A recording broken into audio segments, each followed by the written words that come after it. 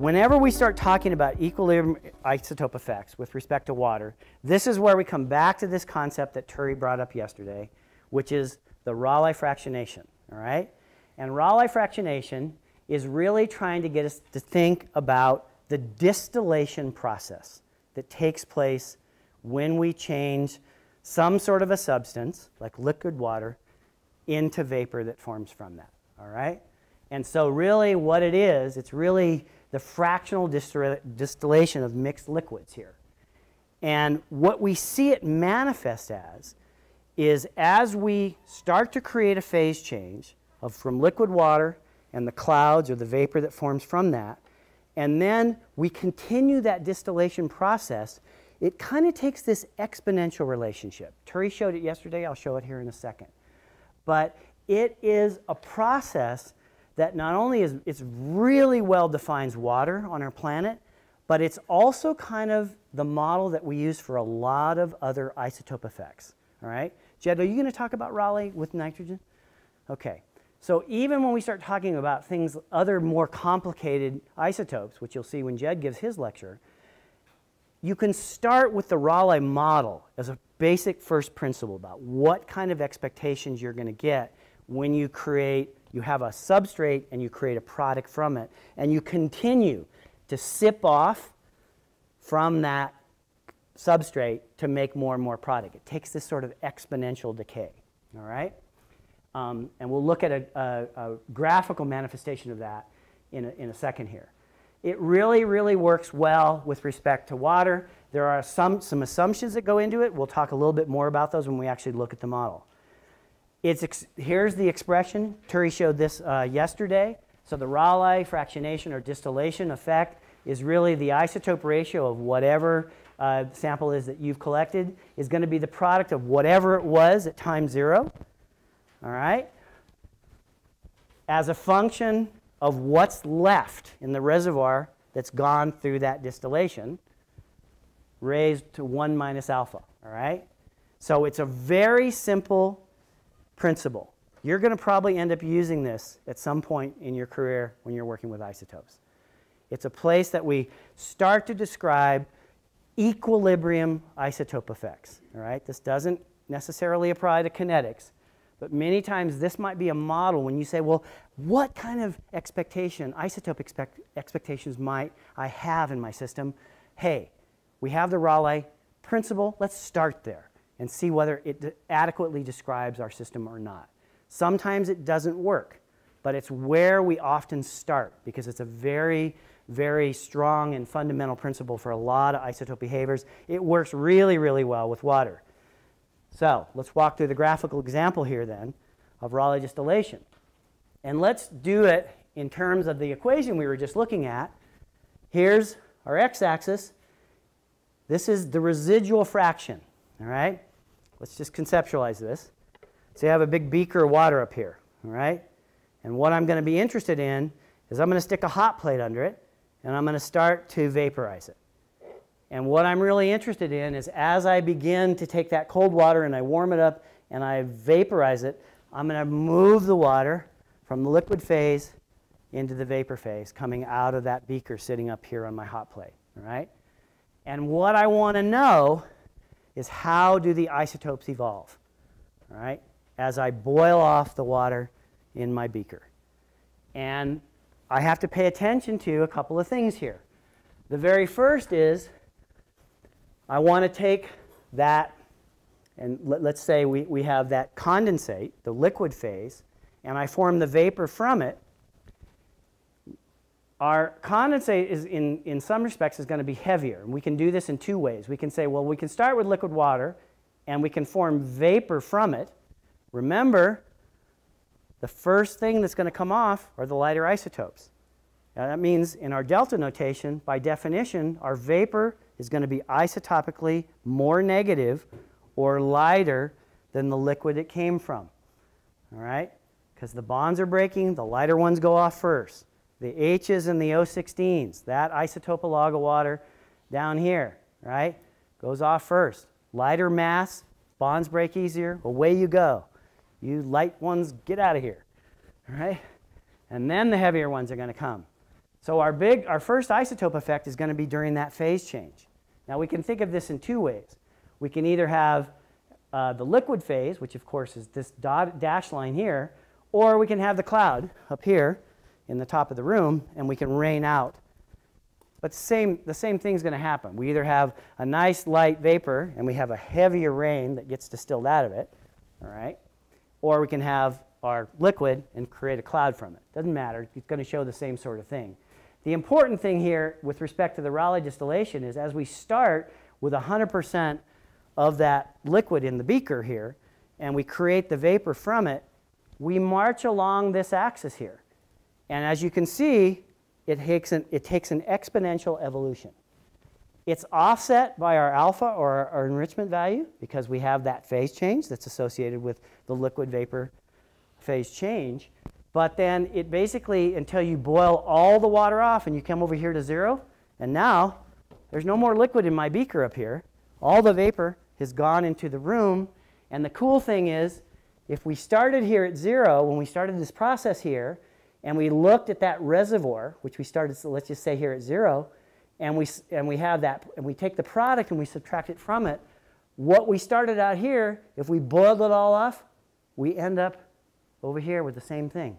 We get no net isotope effect if we distill everything out. If we allow Rayleigh distillation to go to completion, what we had at the beginning, we're going to get back.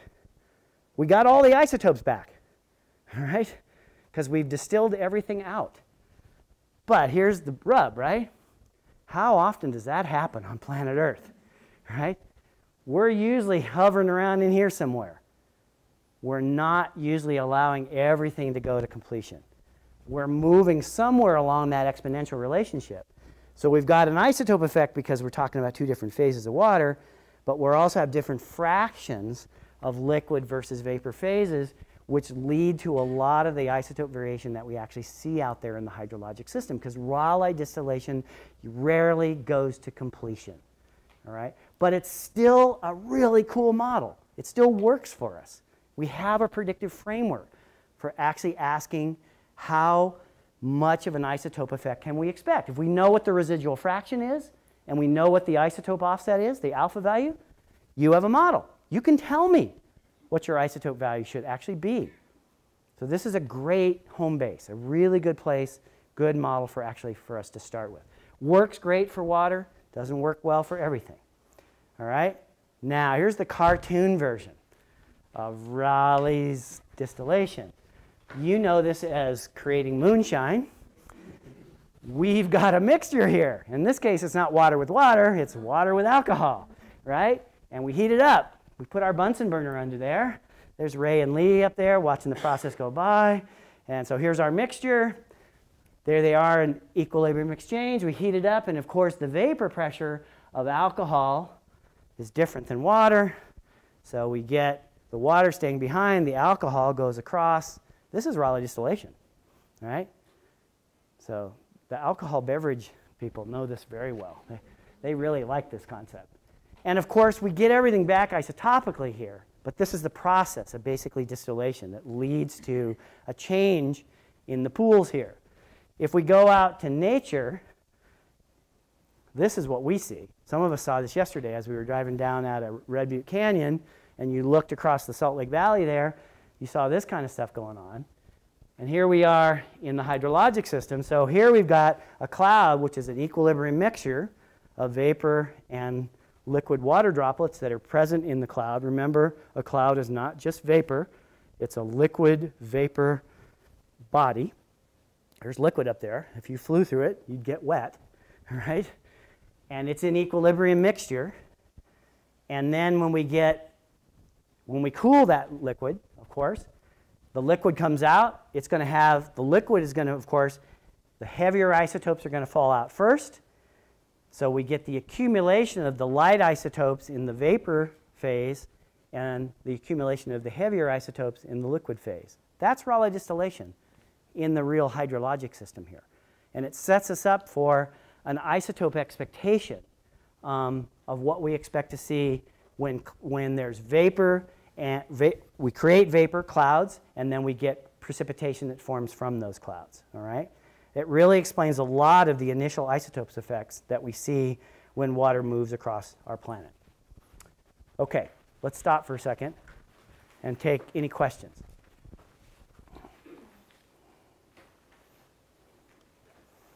I'm either perfectly confusing or you're perfect students. You understand everything. Okay, no questions? Yeah, go ahead. So Rayleigh fractionation happens, I mean, it's a working model to start with it. And the examples the graph you showed a closed system, basically. Right? That's right. That's right. Is the important part that it doesn't go to, it rarely goes to completion in nature, or that we're dealing with open systems? Both. So yeah, so it's a really good question. So did you guys hear a question?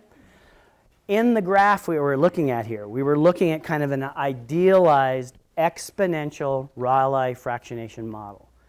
And that was, as your question, it's kind of thinking about it in a closed system where we're not losing any of the isotopes. We're just asking, how does it evolve as my water's boiling off from my beaker up here, but I have a bell jar over the beaker. So I'm not losing anything. I'm just letting it go to completion, and it follows an exponential relationship, and the liquid phase and the vapor phase that forms from it are offset by a particular alpha or enrichment value. To your question then, that's the idealized case. It's an equilibrium case, right, in a closed system. But that's a good model. That's what the Rayleigh model is actually trying to get us to think about. But when we go into then the Earth system, we have to say, wait a minute, we take the bell jar off the beaker, and we're going to lose something from it. So we go from an open system to from a closed system to an open system, and it will follow roughly the Rayleigh fractionation, but you'll see when we open the system up, they don't evolve in exactly the same way, all right? They follow the general model. It's still an exponential relationship. You can still describe it with that simple little equation that we stuck up there, but they don't isotopically, each one of the pools don't exactly match up to what we have in a closed system. So both of those things are actually going on in the real hydrologic system. You get Rayleigh fractionation, but then you're losing some due to kinetic isotope effects. And we'll see how that manifests itself when we start looking at the global meteoric waterline. Okay? It's a really good question. This is kind of a general question, but like you always hear about, okay, there's a preferential uptake of the light isotopes or falling out of the heavy isotopes. But I guess like how preferential is it? Because at some point would you expect that, okay, if something vaporizes and the light isotopes are taken up, then if it rains, like, are there even that many heavy isotopes to fall out? I don't know. So no, also a good question. So you're asking, okay, we get this isotope effect that's associated with the phase change between, say, liquid and the vapor phase. But you know, that's why it goes exponential. That's why it evolves, because eventually you're moving more of the actual water out of the liquid phase into the vapor phase, but you continue to allow that distillation to take place. And so it's going to have to evolve, because you're moving more and more and more and more of the isotopes from one phase into the other. And so everything is eventually going to have to get lighter and lighter and lighter until then everything becomes heavier, right? And you get it out. So this is why it takes that exponential relationship. So just to extend that then, in theory, I guess, you can have a situation in which you have just the lighter isotopes moving into the vapor phase, very, very few or none are the heavier isotopes, and then the lighter isotopes coming back down. That's right. And with no change then in the heavy isotope. That's right. So it really depends on how far you've moved along the x-axis of the Rayleigh fractionation. What's the F number? How much of that fraction have you changed from a liquid to a vapor phase? Then it'll change your isotope expectations for both pools and the flux that comes from those pools. So it's a nice model, but you're right. You have to kind of think about all those things simultaneously. Yes? So if we're talking about Earth systems, what kind of basin, configurations should we expect that it should change for different basin configurations or So if you go to places where there's excessive evaporation, so usually desert or very warm regions or maybe high elevation regions like the Gobi Plateau, places like that, you often get the Rayleigh fractionation going closer and closer to completion than anywhere else on the planet. You can imagine as you go to more tropical regions where the actual background atmosphere is actually much more saturated, Rayleigh fractionation doesn't go very far, right? And then you get, and then it precipitates out. So you'll get a little bit, but then it'll actually then fall back out. So it'll really depend on how dry the atmosphere is that evaporation is happening into, how warm the system is, and how far along the x-axis during the distillation process you actually proceed. But hot, dry areas, you're going to move further along the distillation process than you are in, say, tropical areas around the world. So you can... Generally, there are some effects there, but those are harder to predict, you know, because if the basin is closed or the basin is open, that might affect where you get the injection of other moisture sources, which will then throw in a whole nother monkey wrench, right? That's the entrainment effects that are hard to predict. Does that? Yeah. Okay. All right, let's keep moving. So.